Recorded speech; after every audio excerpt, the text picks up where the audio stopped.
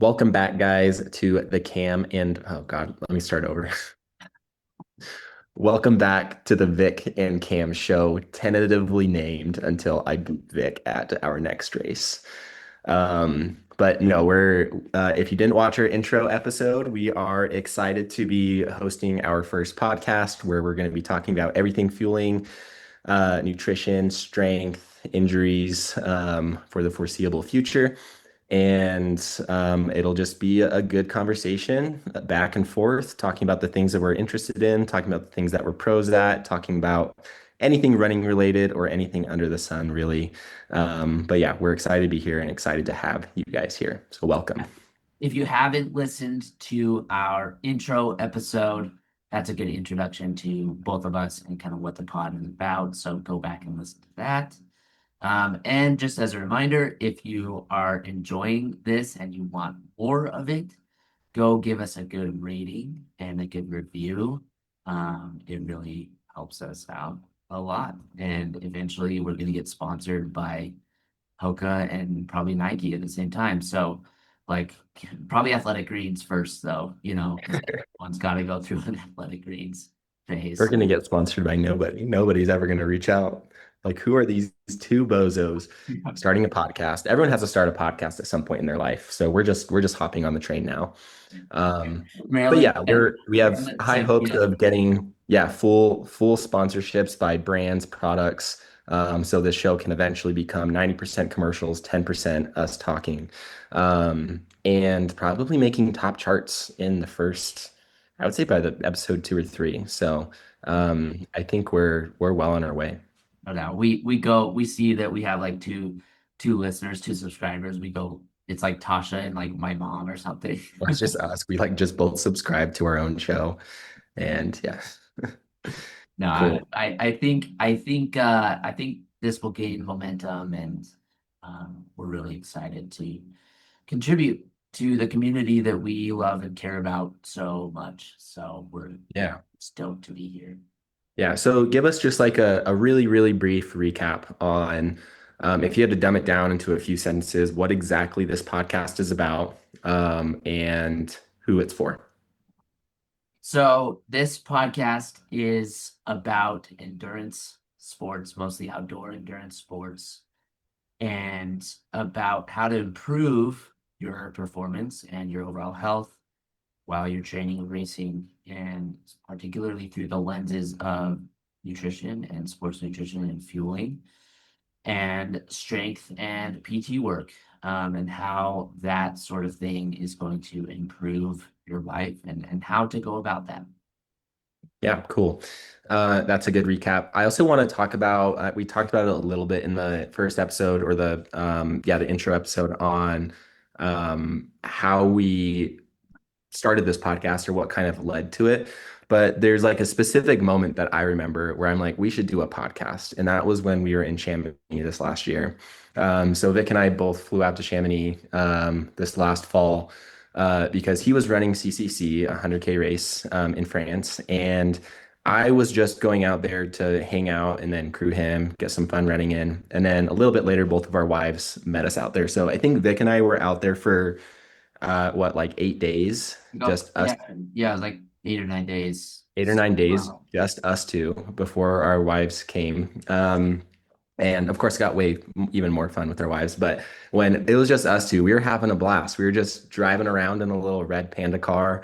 I was learning stick shift, just kind of driving around the mountains in Chamonix. And we were just goofing around, kind of felt like just good old college dorm days where you're just hanging out with your buddy for 9 weeks. I was sleeping on the floor in a little hallway while Vic got the bed. Um, That little room that we made. yeah, I made And, myself a little room in the and, hallway and, with a and sheet. you said that you were getting like the best sleep that you had gotten in months in It that, was good sleep, yeah, that because little I'm a room. really, really bad sleeper. And sometimes when I just put myself in a really weird place, I sleep really great, which yeah, we put like a couch cushion or something on the in the hallway floor, and then we made a door with a sheet, and I slept like a baby. Or like when my wife was in the hospital and we were with our son for the first night, I brought a blow up mattress and slept on the bathroom floor. and it was like the best sleep I got. I was getting but better sleep than I was getting at home. So You it's gotta just mix it fantastic. up. Sometimes you Yeah. just gotta mix it up. Although I But do anyway, so we were remember, driving around in this red Panda car and we were just, messing around, saying goofy things. And I was just like, man, we should just record this conversation in the car. And it was just a fun time. And I think ever since then, it's been planted in my head, like we should actually just like start a podcast and record our conversations. We can do educational stuff, but we can also just chat because we just like to chat. I remember we I think we were on our way to a run because every day we would basically just like wake up, like go on a fun, cool run. Obviously, I was kind of also tapering for my race, so like we had to be careful with whatever. We go to the run, we go to the gym. Cam would make me do some stupid little like step ups or something at the gym. And then no, they're not stupid, they're helpful, but we can talk about that later. And then we go to like sauna.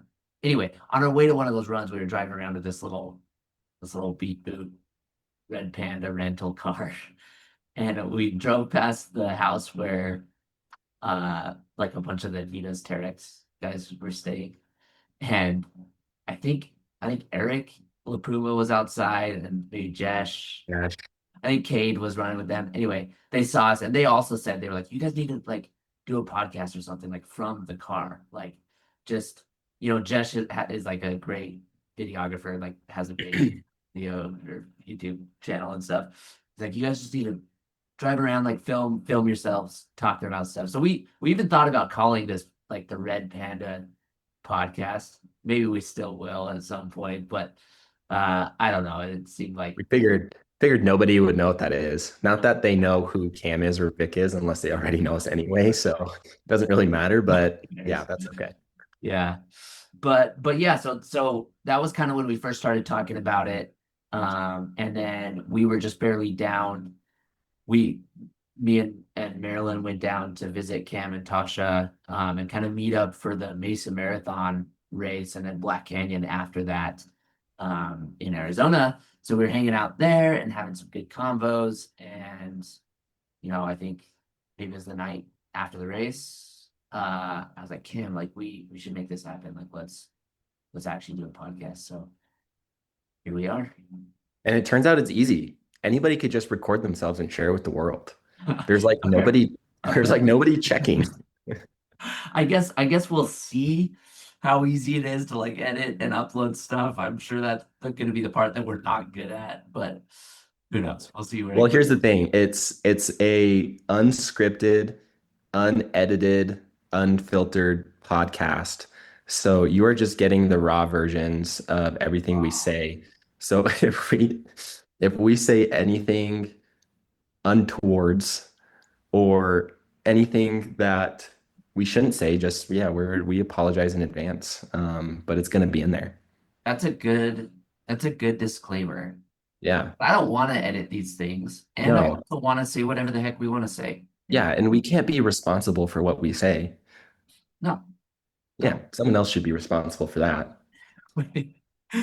As we're learning from some of the great leaders in our country, you don't need to be responsible for what you say.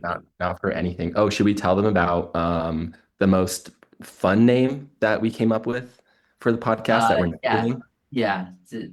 Do tell. Well, so there could be two variations. One of them was Johnson Gets Harder because Vic's last name is Johnson. My last name is Harder. And, they're both they could have a lot of meanings. They're both a little edgy. Yeah. Or Harder Johnson was another good one too.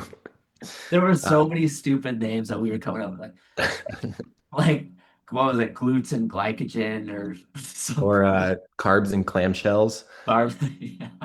There was unlimited, but honestly, all of those were taken. It was crazy. We came up to Well, Carbs and Clamshells wasn't taken. well, yeah, But I don't want people getting the wrong idea about me that I'm just like handing out clamshells here and there. yeah, it's anti-clamshell. Yeah, the internet gives out clamshells. I don't.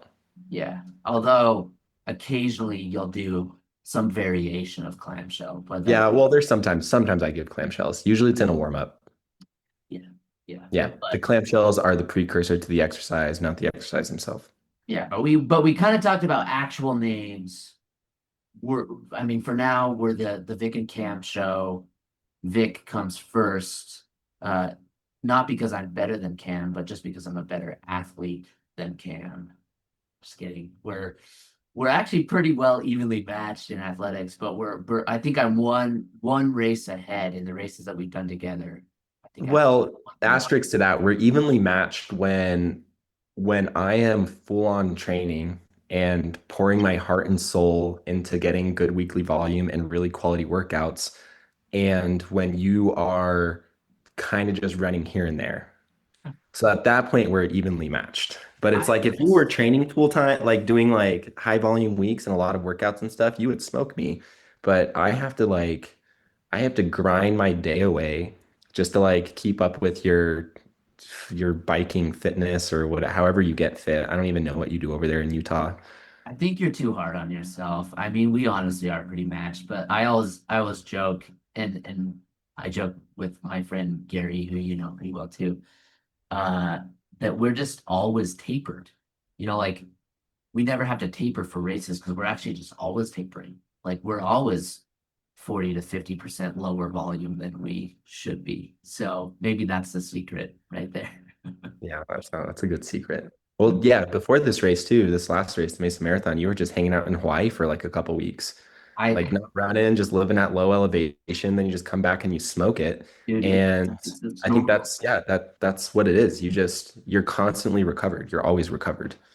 I think so. It was this, I think I snorkeled more in training block than I ran. Did you So, see some sea turtles? dude, so many sea turtles, spotted eagle rays, so many. Those were Oh, that's cool. cool. I That's saw a couple of sharks. Well, no, I saw oh one shark. It wasn't huge, but it was kind of spooky. And I was kind of way out by myself along this reef. And I like swam back until I could find some other people and be like, hey, I just saw a shark. Do you guys want to like come see if we can find it again? It's kind of you spooky. asked them that? But it was cool. It They was super did they cool. go? Yeah, we went out, but Oh, it was cool. gone. It was gone already. Oh, bummer. But yeah, tons, I saw a cool octopus. I like to dive. Like diving deep is fun for me. Yeah, just a little sketchy to do when you're by yourself. And it always fit, yeah, you kind of get a little spooked out. So Always, yeah, especially if it's like deep ocean out there. Because, yeah, we just got back from Hawaii after the race. And the first day I just jumped in the water and snorkeled and I saw like seven sea turtles called Hanu, I think is how you say it in Hawaiian. Um, That's what Kat told me. And there was like a reef, but on the other side of the reef was just like deep blue ocean. So it's like it was this huge drop off, and I was just snorkeling on the edge of the reef. And it always felt sketchy because I'd be like looking towards the reef with all the pretty little fish and colors. And then I would always just feel like there's something creeping over here. So I'd like look, and it's like, nope, it's just blue ocean. There's nothing there. yeah, But it's always like I know that feeling so it's well. super There was creepy. there was this beach where we were staying on the Big Island, and we were kind of on the opposite side of Kona, so like kind of a local area. But there was this black sand beach. It was actually a nude beach, which we did take advantage of. Uh, Nice. but I was out there snorkeling all alone, and Wait, kind of while you were nude? while I was nude, very vulnerable. Like, you know, Very. just flippers and a mask, you know, that's it. And you know, you make it out there, and there's some cool stuff getting out there. But yeah, you kind If of I get could see a out. picture of you nude with flippers and a mask on. Don't dwell on it too long. But getting out there was kind of cool. But then kind of similar to you, there's like this big drop off, and it would go. I actually measured on my watch. It was about 10 meters. It was like 33 feet or something. Whoa. Um, but it was so cool out there, like massive schools of fish, like what you see on like nature documentaries, like hundreds of thousands of these little, I don't know if they're like herrings or whatever, but like tons of fish. And then all of a sudden, this huge tuna, like bigger than me, like right through the middle of them, like right next to me. It was so cool looking. Anyway, it was That's kind of great. spooky though. Like after that, I was like, ooh, like I'm out here. Like I'm gonna Yeah, there's big things out never here. again. Yeah. Super fun though. Yeah. Yeah, Hawaii's great. Um, yeah, I didn't see anything super large like that, just like a little bit. It was really rainy when we were there, so the water was always super murky. So I'll just have to go back. Always an excuse to go back. But yeah, should we like talk about like carb stuff?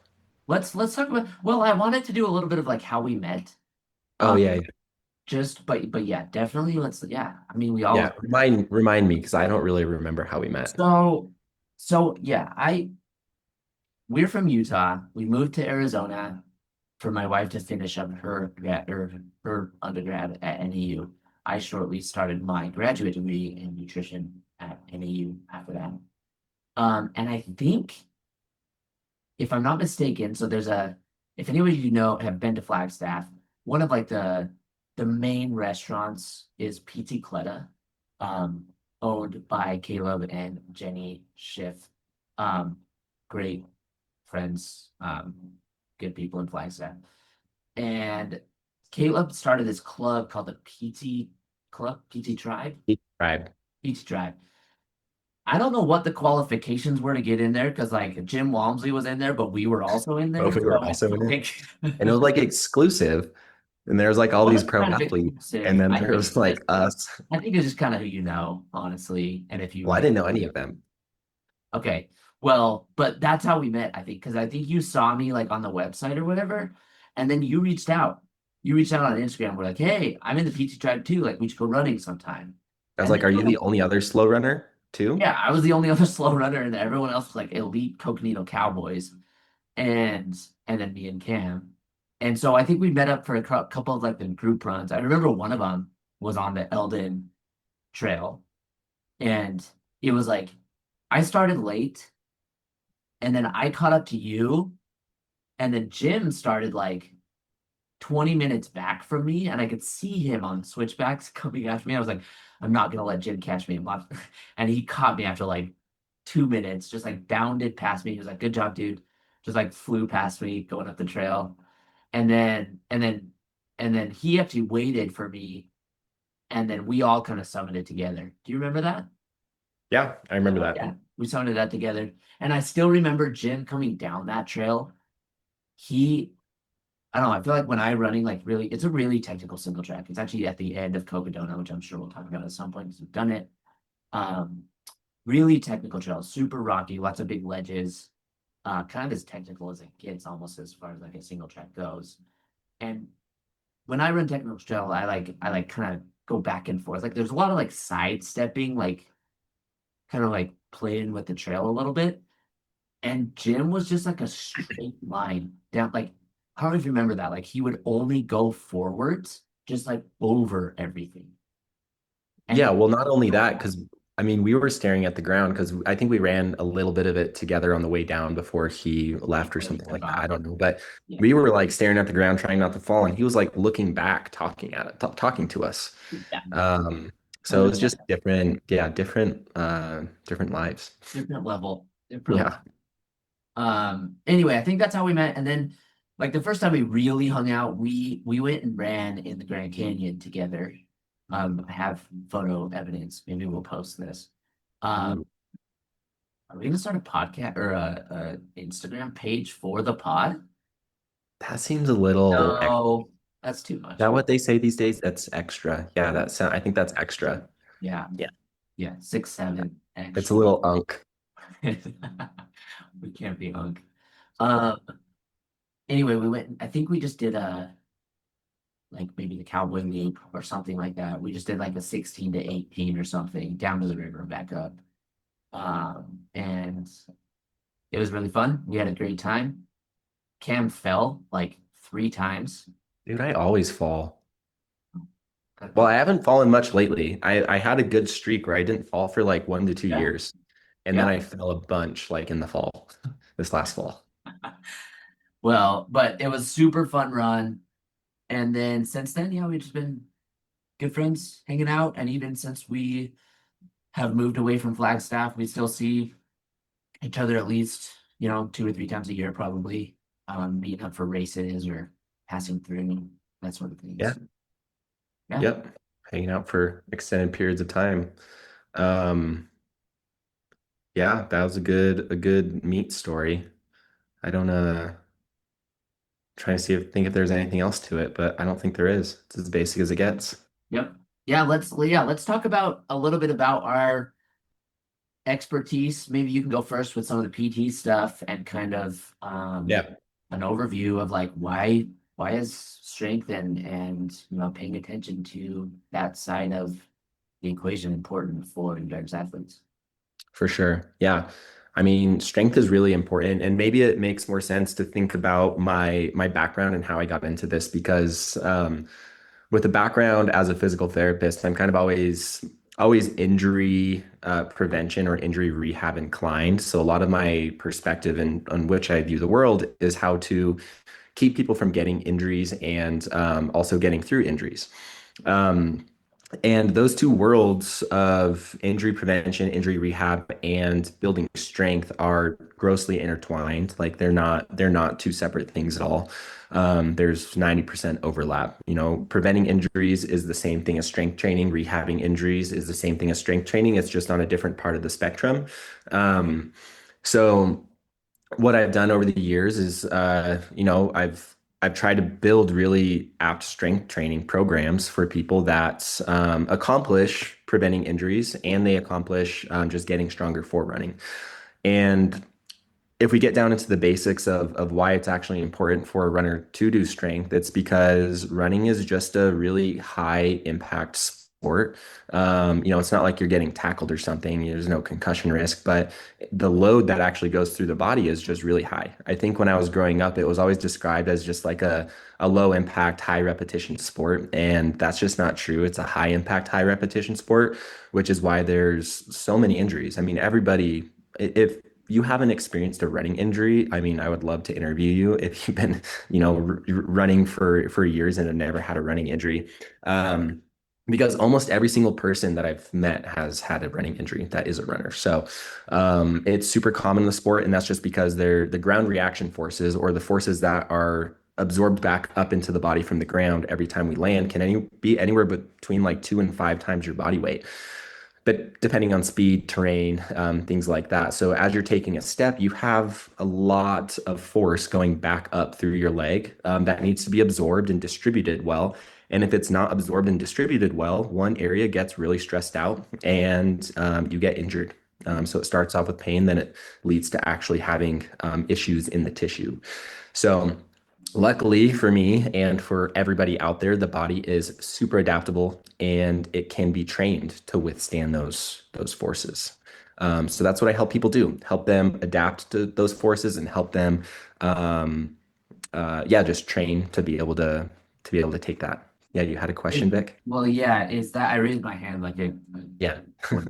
um is that like where like when your body's not absorbing that force well, or what's like the muscle group or tendons or whatever is supposed to be absorbing that force doesn't do that well? Is that where you start to compensate with other tissues and muscles, and that's where you kind of get these like imbalances? Is that like what an imbalance is a lot of the time? Yes and no. I would say there's probably three main ways that someone could get injured. So one is just the tissue itself not being strong enough. So you have a tissue that has a certain capacity for amount of force. You exceed that force, bam, it gets injured. The other way is the tissues are not absorbing the impact very well or distributing it very well. So this could be things not activating very well. This could be things, yeah, just being like a little bit weaker. So maybe a stronger muscle group takes a little bit more of the brunt of the force. So then over time, it gradually starts to stress one particular area more rather than the stress being somewhere else that could be tolerated better. And the person gets injured. The other way is through some of these like compensatory things or imbalance type ways where um, someone might start moving a little bit differently, or they might develop very significant strength differences side to side, which that can happen. So if you have like a weakness and it just kind of gets perpetuated over time, that will gradually go down the road of like creating an imbalance side to side. And when I say imbalance, I mean whether you're moving like biomechanically differently side to side, or whether you have like a visible or like measurable weakness side to side. or measurable difference side to side. It doesn't necessarily have to be weakness. It could be range of motion. It could be balance or stability or something like that.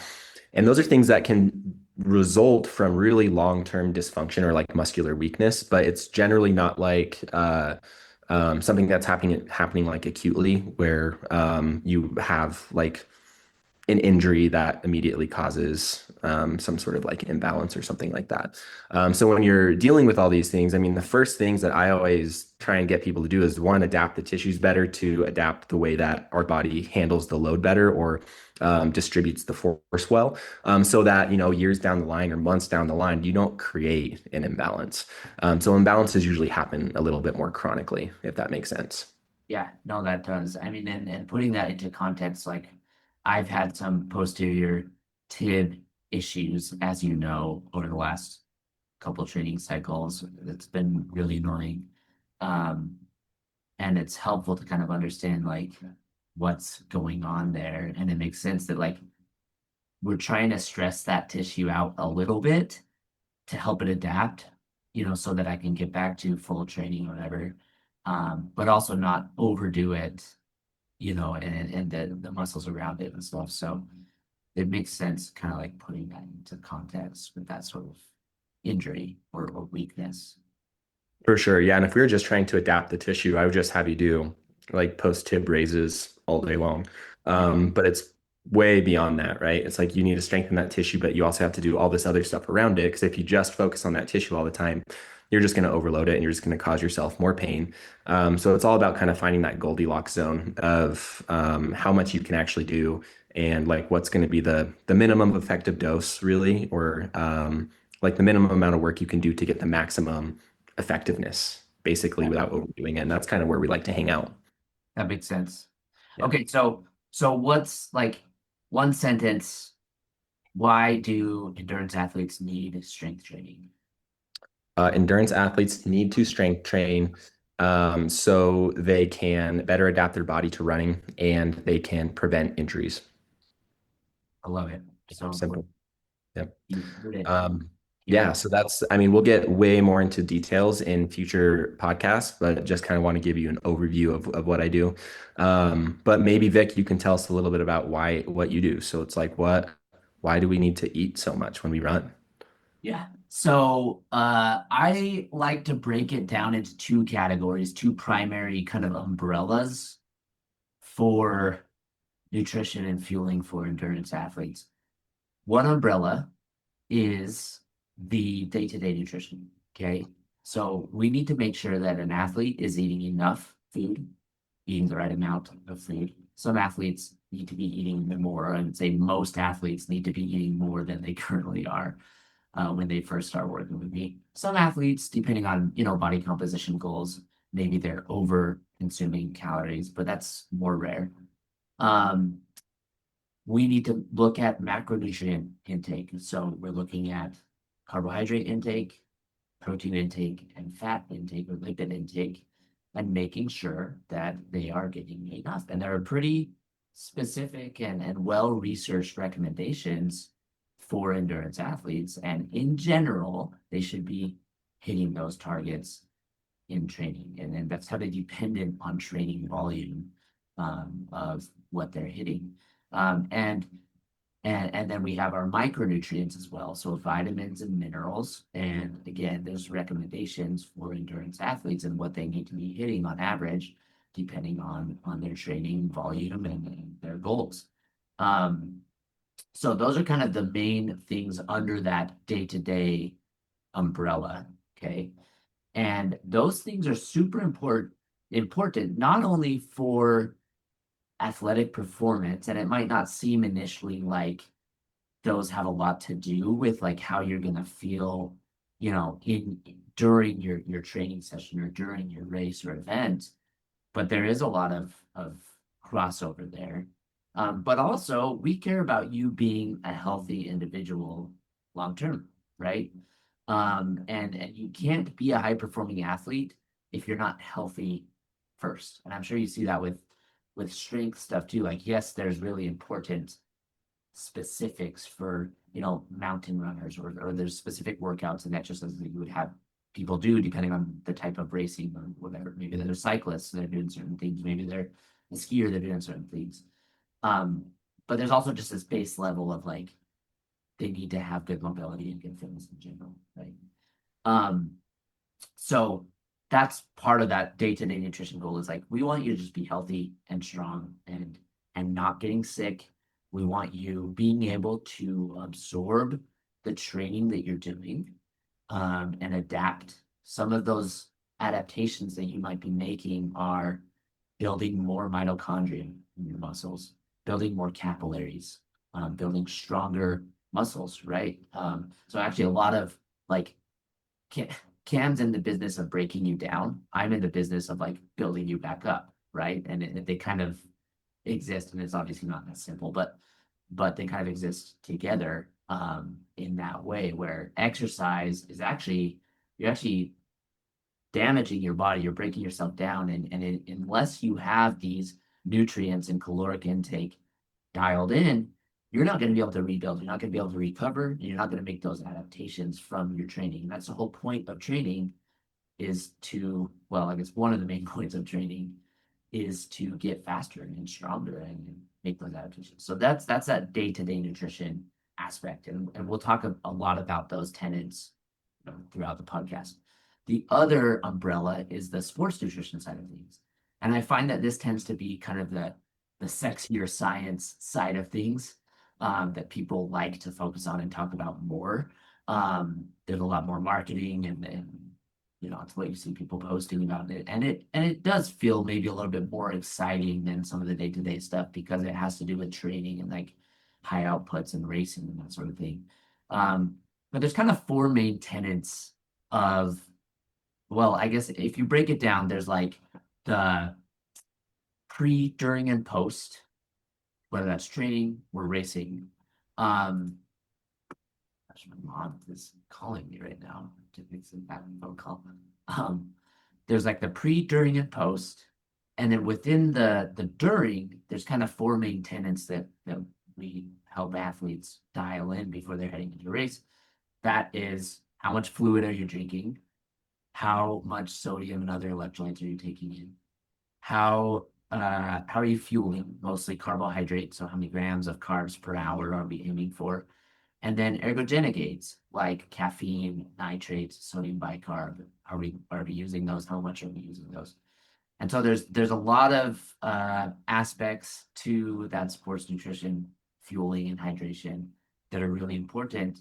And I'm super excited to get into those and help athletes improve their performance by fueling well and eating enough and the right things in their day-to-day nutrition, but also knowing what to aim for in their training and racing to get everything they can out of that training and racing. Nice. That was very detailed and in depth. Nice job. I gotta step my game up. No, I think you did a great job. No, that was yeah, super informative. Vic is a genius slash wizard when it comes to nutrition, and he can see all the different pieces moving at once, and it's pretty amazing. It sounds like there's a lot of things to keep in mind when someone's working with him or when someone's thinking about their nutrition. There are all these different moving parts and variables and stuff. So having someone like him watch out for that kind of stuff is super awesome. And it's going to be great over the course of this show to get to learn a bunch from him. I mean, for you guys, but for me too. Like I'm gonna use this as like a private coaching call with Vic every week basically. And Really? yeah, I'll be like, Vic, tummy ache today. What the heck is going on? And he'll tell me too much fiber before your run, and then it'll go away because that's what he did like 3 years ago for me. And turns out I was just eating way too much fiber like an hour before my run. And he's like, try and just eat simpler. And then I never had an issue again. So It's not, and most things within nutrition I find are pretty simple. And same with strength training. Like we talk about this all the time. Like let's try not to overcomplicate things. And some of the boring things that work the best, they do. it's not some new supplement or some new protocol that's gonna actually make the difference. It's about doing the basic things consistently and pretty well. And I think that's why a podcast like this is so great and why we have jobs, honestly, because people have overcomplicated things so much to where they need someone to teach them how to bring it back down, work on the fundamentals, create structure, create practice, create consistency in things that are just foundational in order to succeed. But that information is so convoluted that it seems like it can't possibly be right because there are so many other complex things out there that people can be doing, specifically for strength training too, that just overpower everything that actually works. So Yeah. And I talk about this a lot. Uh, it's rather unfortunate, especially on social media, that a lot of times the loudest voices or the people with the biggest followings, whether those are influencers or even pro athletes, unfortunately, a lot of times are actually putting out information that's actually not based on good research right. or clinical evidence or actually is helpful information. Maybe they're just sponsored by Athletic Greens, and so that's why they're telling people to eat or supplement with Athletic Greens. And our goal is to, well, we hopefully we're louder than those people, right? Or hopefully more people are listening to us. We do have credentials.